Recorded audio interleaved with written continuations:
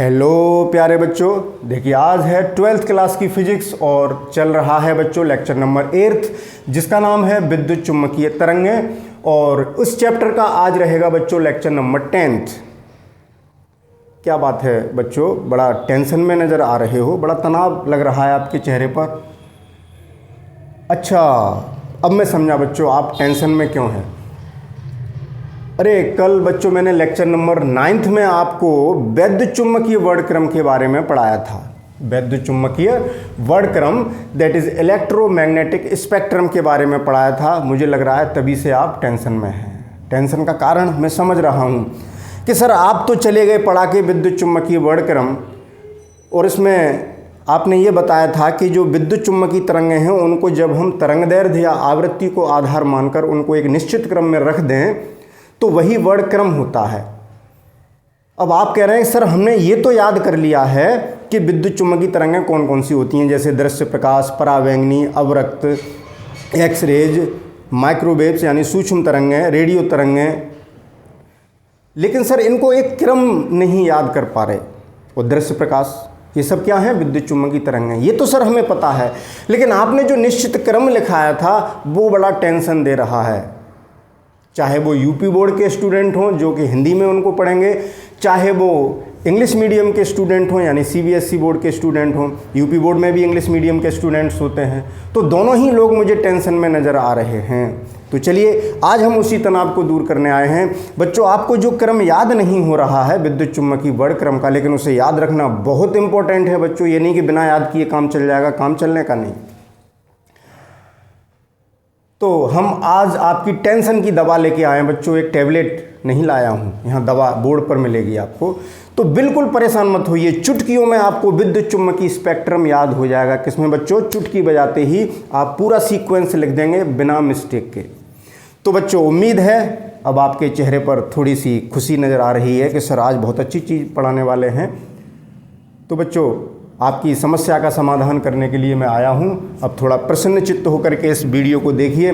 और बच्चों अगर ये लेक्चर पसंद आए तो लाइक ज़रूर कर दीजिए करिए। उसमें पैसे खर्च नहीं होते बच्चों, लेकिन पता नहीं आप क्यों कंजूसी करते हैं। उससे थोड़ा हमें मोटिवेशन मिलता है और हमें लगता है कि और अच्छा करने की कोशिश करें। तो बच्चों आज क्या पढ़ेंगे, विद्युत चुम्बकीय वर्णक्रम को बहुत आसानी से कैसे याद रखा जाए, क्योंकि वही सबसे बड़ी दिक्कत पैदा करता है और उस पर एक क्वेश्चन बोर्ड एग्जाम में मिलता ही है। तो वो गलत नहीं होना चाहिए बच्चों। कैसा क्वेश्चन मिलता है कि उसमें कुछ विद्युत चुम्बकीय तरंगें आपको दे देगा और कहेगा कि इनको लैम्बडा के बढ़ते हुए क्रम में लिखिए, आवृत्ति के बढ़ते हुए क्रम में लिखिए या आवृत्ति के घटते हुए क्रम में लिखिए। तो वही समस्या पैदा हो जाती है कि वो क्रम नहीं याद है। तो चलिए, तो बच्चों हमने क्या क्रम बताया था, पहले विद्युत चुम्बकीय वर्णक्रम को मैं यहाँ लिख देता हूँ। तो देखिए बच्चों, मैं दोनों प्रकार के स्टूडेंट्स के लिए सॉल्यूशन लेके आया हूँ। पहले मैं हिंदी माध्यम के छात्रों को बता रहा हूँ, फिर इंग्लिश मीडियम वाले स्टूडेंट उस स्पेक्ट्रम को कैसे याद रखेंगे उसको भी बताऊंगा। तो वीडियो को पूरा देखिए। तो बच्चों विद्युत चुम्बकीय वर्णक्रम क्या था, सबसे पहली तरंग कौन सी थी बच्चों, नहीं बोल रहे, कहेंगे सर यही तो टेंशन है, वही तो क्रम याद नहीं हो रहा कि सबसे पहले कौन सी आएगी उसके बाद कौन सी आएगी। चलिए पहले मैं लिख देता हूं। देखिए पहले आती हैं बच्चों गामा किरणें,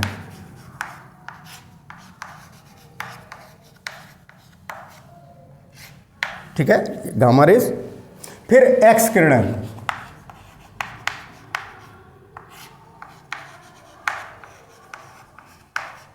फिर कौन सी आती हैं बच्चों, परावैंगनी,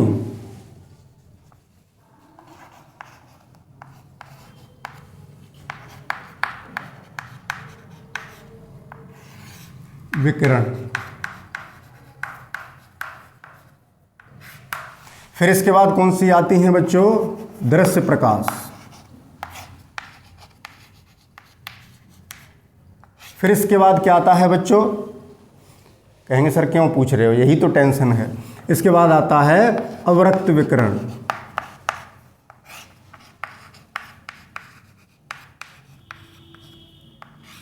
फिर आता है सूक्ष्म तरंगें।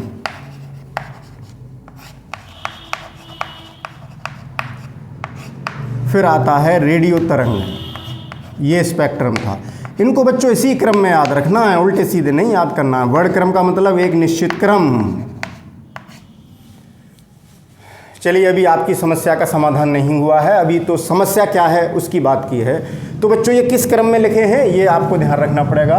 ये है ऊपर से नीचे की ओर बढ़ें तो ये क्या है बच्चों, लैम्ब्डा का बढ़ता हुआ क्रम है।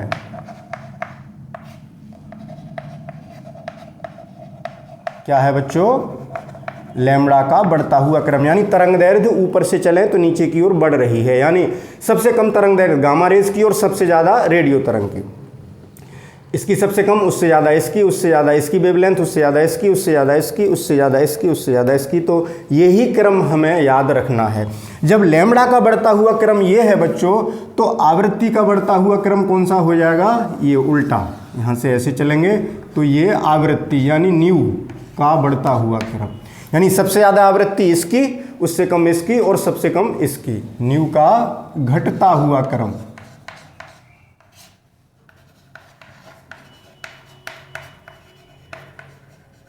तो एग्जाम में जैसे भी क्वेश्चन आएगा तो आप इसको देख करके क्रम से लगा देंगे।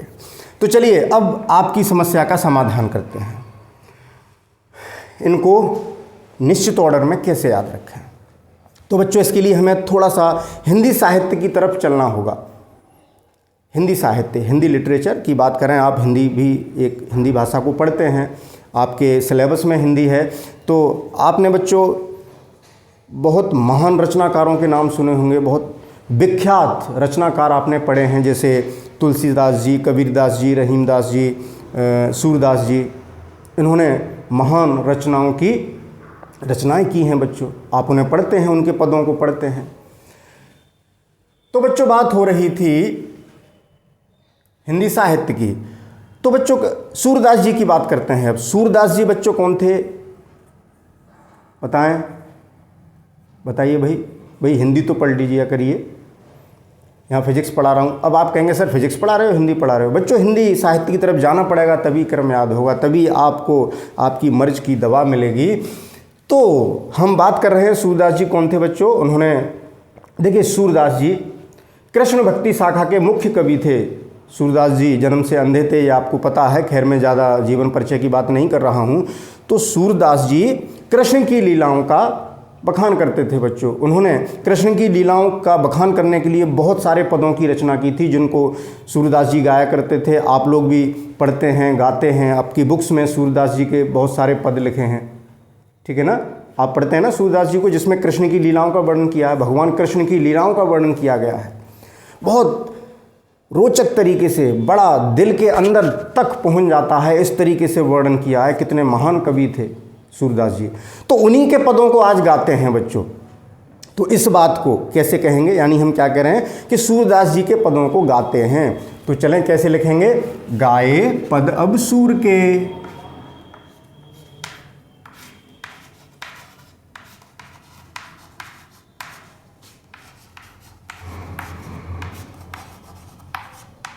इस वाक्य को याद कर लिया बच्चों तो पूरा स्पेक्ट्रम याद हो गया। अब आप कहेंगे सर कैसे, चलिए अभी बताते हैं। लेकिन अब क्वेश्चन ये आता है कि सर हम इस वाक्य को कैसे याद रखेंगे। तो इसको याद रखने की भी एक ट्रिक सुन लीजिए।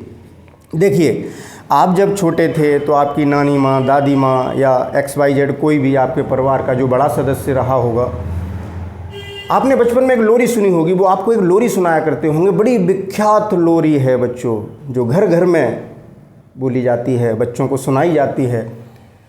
तो अब कहेंगे सर आप हमें लोरी सुना रहे हैं। अब बच्चों देखिए कुछ ना कुछ तो करना पड़ेगा, दवा देनी है तो दवा खाने का तरीका भी तो बताना पड़ेगा आपकी टेंशन का। तो इस वाक्य को भूल गए तब क्या करेंगे। तो इस वाक्य को ध्यान रखने के लिए बच्चों आप उस लोरी को ध्यान कर लीजिए करना। जब लोरी को ध्यान कर लिया करेंगे तो ये वाक्य आपको, सॉरी बच्चों एक कॉल, सॉरी फॉर डिस्टर्बेंस बच्चों, एक कॉल आ गई थी इसलिए डिस्टर्बेंस हो गया। हम कहाँ पर थे बच्चों, हम शायद ये कह रहे थे कि ये वाक्य तो हमने लिख दिया कि सर इसको भूल गए तो क्या होगा। तो बच्चों फिर कोई सॉल्यूशन ही नहीं है, भूल गए तो फिर सब गड़बड़ हो जाएगी। तो इसको याद रखने के लिए मैं एक लोरी की बात कर रहा था। तो चलिए अब एक लोरी सुन लीजिए। अब आप कहेंगे सर आप तो लोरी सुनाने लगे, चलो सुन लो, क्या फ़र्क पड़ रहा है बच्चों, कुछ करने के लिए कुछ तो करना पड़ता है, कुछ पाने के लिए खोना पड़ता है, ऐसे वाक्य होते हैं। तो इस वाक्य को याद रखने के लिए हम अगर एक लोरी की धुन याद रखेंगे तो उस धुन की तर्ज पर ये वाक्य हमें याद आ जाया करेगा। जैसे कैसे, आपने जो लोरी सुनी है सुनिए। चंदा मामा दूर के पुए पकाए पूर के, ध्यान आ रही है, सुनिए ना लोरी। चंदा मामा दूर के पुए पकाए पूर के, आप खाए थाली में मुन्ने को दे प्याली में, प्याली गई टूट मुन्ना गया रूठ, मुन्ने को मनाएंगे दूध मलाई खाएंगे। तो इससे क्या फ़ायदा मिला बच्चों? देखिए धुन याद रखिए, कौन सी धुन, उसी तर्ज पर ये वाक्य बन जाएगा। चंदा मामा दूर के गाए पद अब सूर के, आ गई ना धुन। चंदा मामा दूर के गाए पद अब सूर के, इस तरीके से वाक्य याद हो जाएगा बच्चों, उसी धुन पर। मैंने आपको वो धुन भी बता दी। तो अब देखें इस वाक्य को याद करने से हमें इस वर्ण क्रम को याद करने में क्या मदद मिलेगी। देखिए सबसे पहला अक्षर गा, तो आपको वो तरंगें तो याद हैं लेकिन क्रमी तो याद नहीं है, उल्टी सीधी तो याद हैं। तो गा से बच्चों कौन सी तरंग बन सकती है इनमें? सीधी सी बात है, गामा, गा से शुरू होती है। तो सबसे पहले लिख दी हमने गामा किरणें। फिर ए से कौन सी आ रही है? एक्स किरणें, तो हमने लिख दिया एक्स किरणें। फिर प से कौन सी आती है बच्चों? परावैंगनी, तो परावैंगनी विकिरण लिख दिया। फिर द से क्या बनेगा बच्चों? दृश्य प्रकाश। भाई दा पे मात्रा लगा करके ही तो दृश्य बना है, तो दृश्य प्रकाश हो गया। अब ये पूरा लेना है बच्चों, देखो एक ग लिया, ए लिया, प लिया, द लिया, ये पूरा लिया। तो अब से अवरक्त विकरण। फिर सु से सूक्ष्म तरंगें, ये सूरदास जी वाला को हमने सूर लिख दिया है। र से रेडियो तरंगें, देखो बच्चों याद हो गई। के से कोई मतलब नहीं है, के तो हमने इसलिए लिख दिया है। क से ऐसे याद कर लो, क से क्रम, क यानी क्रम बनाया है हमने, इस वाक्य से हमने एक क्रम बना लिया। तो देखिए बच्चों, है ना कितना आसान तरीका, ये याद कर लीजिए। गाए पद अब सूर के, तो याद हो गया हमें विद्युत चुम्बकीय वर्ण क्रम। अब इसकी सहायता से ये हम क्रम लिख लिया करेंगे, और इस क्रम को लिख करके बोर्ड एग्जाम में कोई भी क्वेश्चन आ जाता है तो उसको क्रम से लगा दिया करेंगे। है ना बच्चों, आसान ट्रिक, चुटकियों में याद हो गया। गाए पद अब सूर के। तो देखिए अब बात करते हैं, जैसे बोर्ड एग्जाम में कोई क्वेश्चन आ जाता है, जैसे आपको दे दिया कि बच्चों ये विद्युत चुम्बकीय तरंगें हैं, इनको क्रम में लगाइए। जैसे लिख दी उसने सूक्ष्म तरंगें, फिर लिख दी दृश्य प्रकाश, फिर लिख दिया गामा किरणें,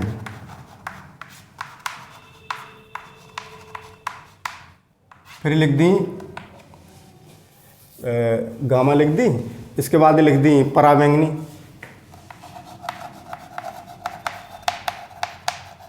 परावैंगनी किरणें या विकिरण। तो इनको तरंग दैर्घ्य के बढ़ते हुए क्रम में लिखिए। तो इस वाक्य की सहायता से आप क्या कर लेंगे बच्चों, उस क्रम में लिख देंगे। तो देखें सूक्ष्म तरंगें, यहाँ से देखते जाइए क्या गामा किरणें आ रही हैं। तो सबसे पहले क्या लिखेंगे आंसर में? सबसे पहले ये आएगी, बढ़ते हुए क्रम में लिखना। क्वेश्चन में क्या है कि इनको तरंग दैर्घ्य के बढ़ते हुए क्रम में लिखिए। तो मैं शॉर्ट में लिखता चलता हूँ बच्चों, गामा किरणें यानी गामा रेज, ऐसे लिख दूँ, जल्दी लिख जाएगा।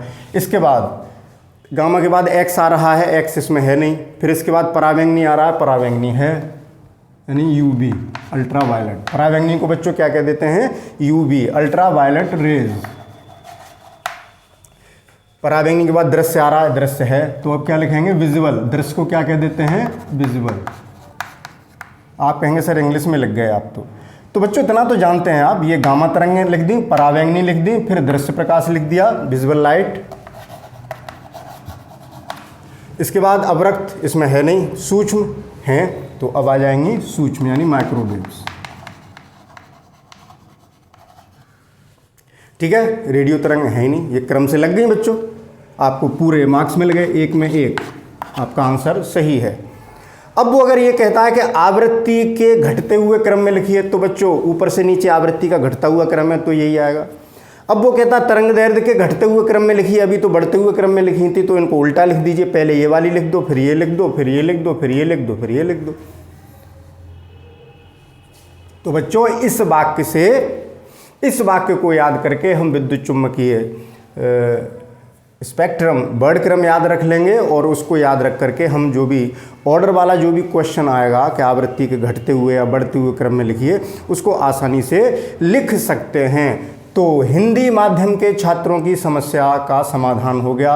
अब इसी स्पेक्ट्रम को हम इंग्लिश में कर लेते हैं तो एक आसानी रहेगी बच्चों। तो चलें ये इसका स्क्रीनशॉट ले लें बच्चों। मुख्य बात तो बोर्ड पर यही है। हाँ बच्चों, एक बात और बता दें जो बहुत महत्वपूर्ण है कि अगर इसी क्वेश्चन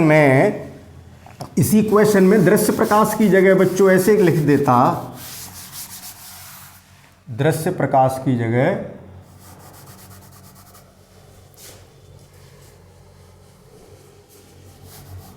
क्या लिख देता, दृश्य प्रकाश नहीं लिखता, कोई ये लिख देता पीला प्रकाश या नीला प्रकाश या लाल प्रकाश, कुछ भी लिख देता, कोई सा प्रकाश लिख देता। चलो मैं लाल लिख देता हूँ, जैसे लाल प्रकाश लिखता, तब क्या करते?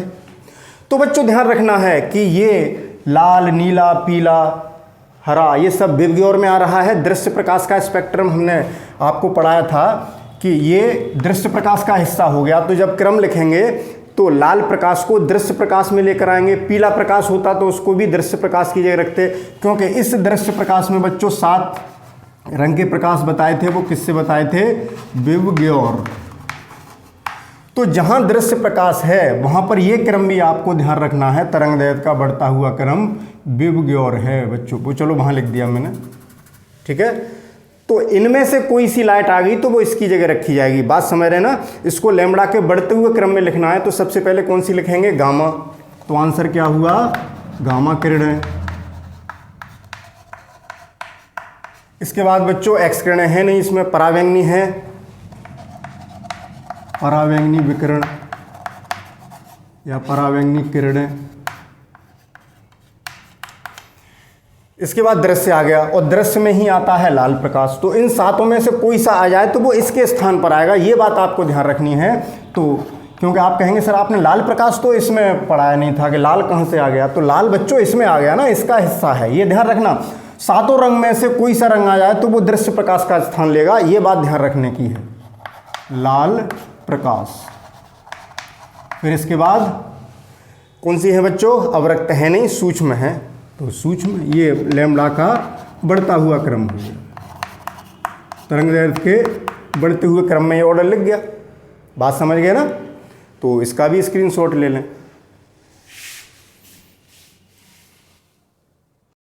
हाँ तो बच्चों अब सीबीएसई बोर्ड वाले स्टूडेंट ध्यान देंगे, भाई यूपी बोर्ड वालों के लिए मना नहीं है। तो देखो बच्चों अब इनको हम इंग्लिश में लिखते हैं। गामा किरणों को क्या कहेंगे बच्चों? Gamma raise.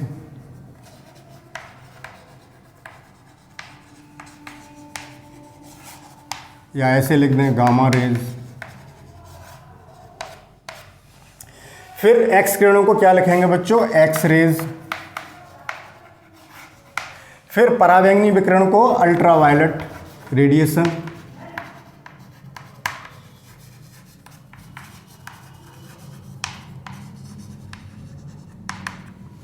इसके बाद दृश्य प्रकाश यानी विजिबल लाइट।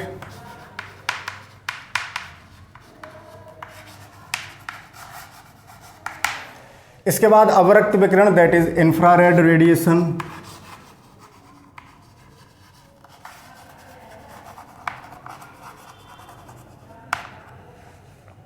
सूक्ष्म तरंगें यानी माइक्रोवेव्स। अब बच्चे सोच रहे हैं, खुश होने लगे, सीबीएसई बोर्ड वाले बच्चे भी खुश होने लगे।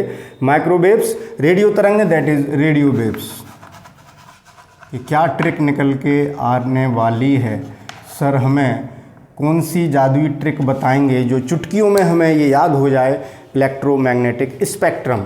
तो देखिए बच्चों, gamma rays, X rays, ultraviolet radiation, visual light, infrared radiation, microwaves and radio waves, ये लैम्बडा का बढ़ता हुआ क्रम है। यहाँ से मैंने हटा दिया बच्चों, ये लैम्बडा का बढ़ता हुआ क्रम है। ये आपको ध्यान रखना पड़ेगा कि हम इसको बढ़ते हुए क्रम में लेके चल रहे हैं तरंगदैर्घ्य के।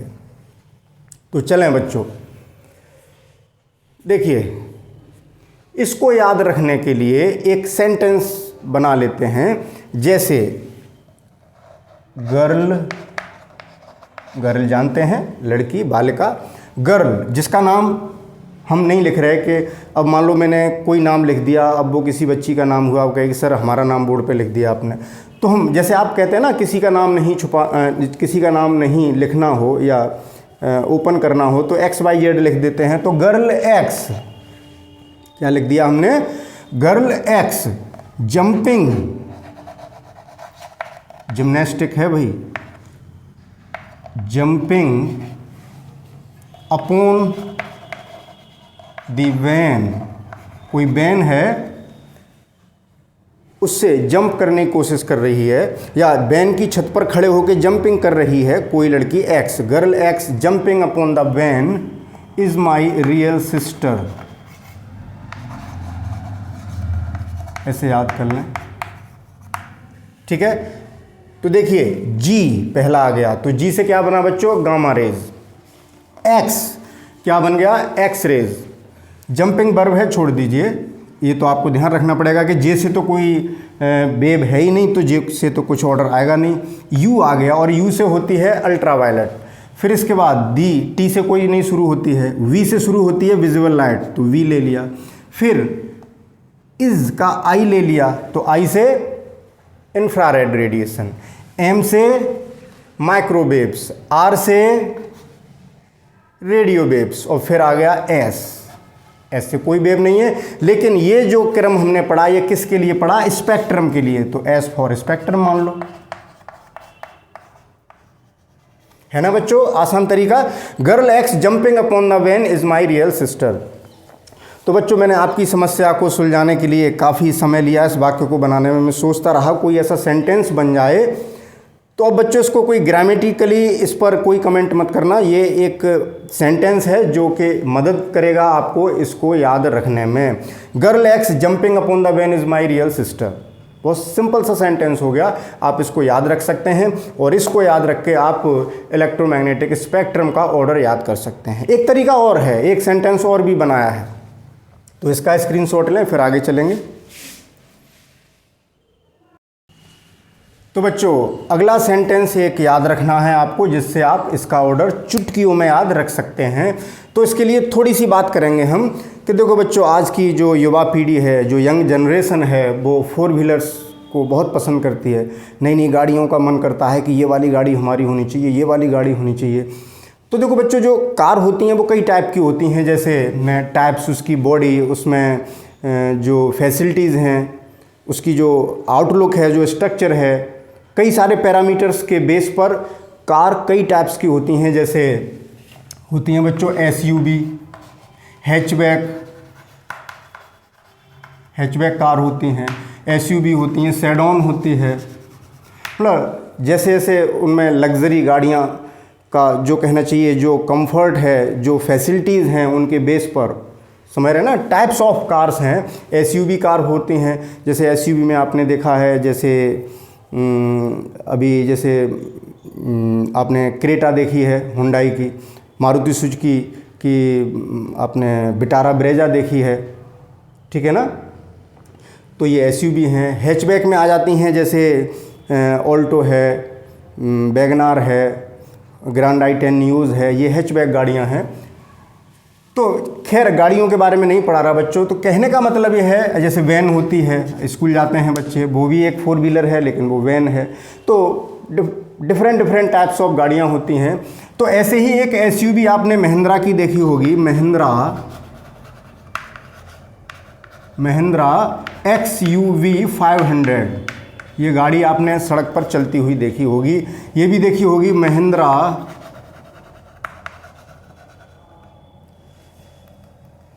XUV 300, ये कार के मॉडल नेम है। तो बच्चों जो गाड़ियों में आपने ये लिखा देखा है XUV, ये ध्यान रखें।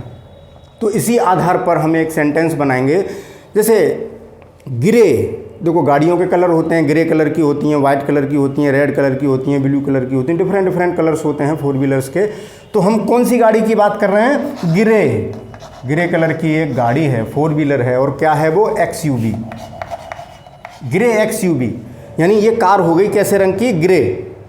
XUV कार हो गई बच्चों, ग्रे XUV, और वो है कहाँ, इन माई रेस्टोरेंट। रेस्टोरेंट में है।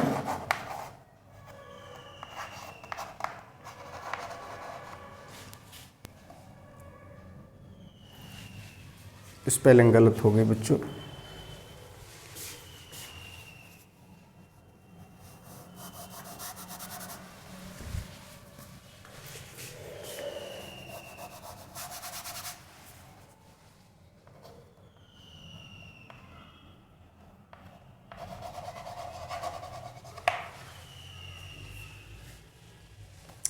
तो ग्रे XUV इन माई रेस्टोरेंट,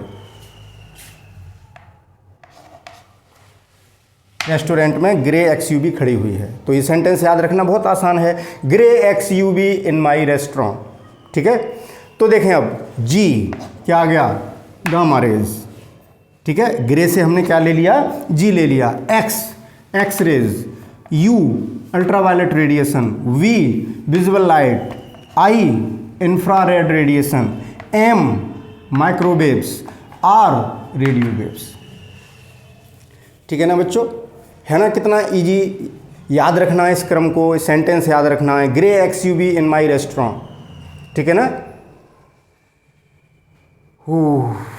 चलिए, अब उम्मीद है कि बच्चों आपकी टेंशन समाप्त हो चुकी होगी। आपके चेहरे पर जो मुस्कान है वो ये बता रही है कि आपकी समस्या का समाधान हो चुका है, आपको दवा मिल चुकी है जो आपको मर्ज थी बच्चों।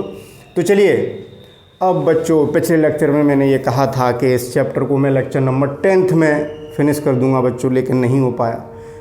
मैं एक बार फिर गलत सिद्ध हो गया। तो बच्चों धैर्य रखिए।